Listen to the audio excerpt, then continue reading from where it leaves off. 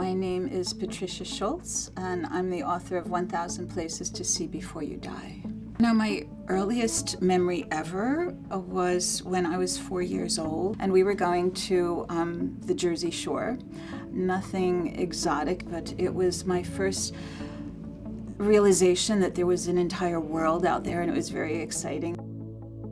When everybody else was, kind of going off to internships and graduate programs, I grabbed my passport and headed to Europe, and the rest is history.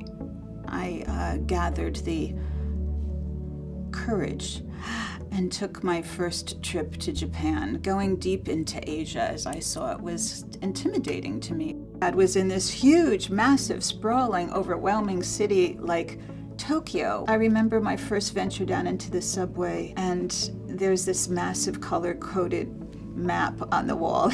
I thought, well, this can either be a remarkable experience or a nightmare. And suddenly I was surrounded by high school kids, and they were anxious to help. Just the exchange between people was my takeaway memory, and always will be. Tokyo amazes me that it's one of the friendliest and one of the safest cities. It's an experience.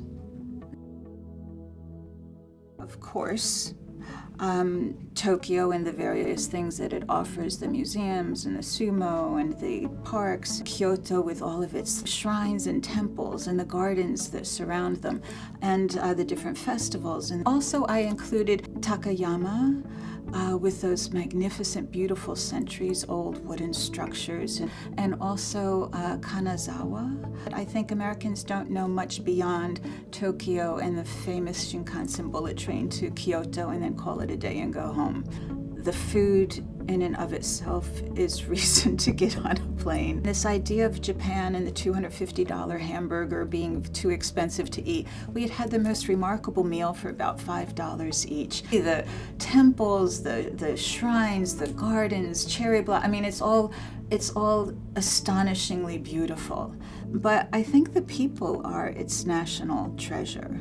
At the end of the day, what I keep thinking about were all of these little vignettes that, I've mentioned that will stay in my mind, until I'm 100 years old.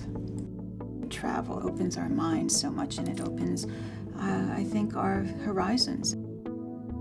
And it's, I think, fundamentally the reason why we should travel.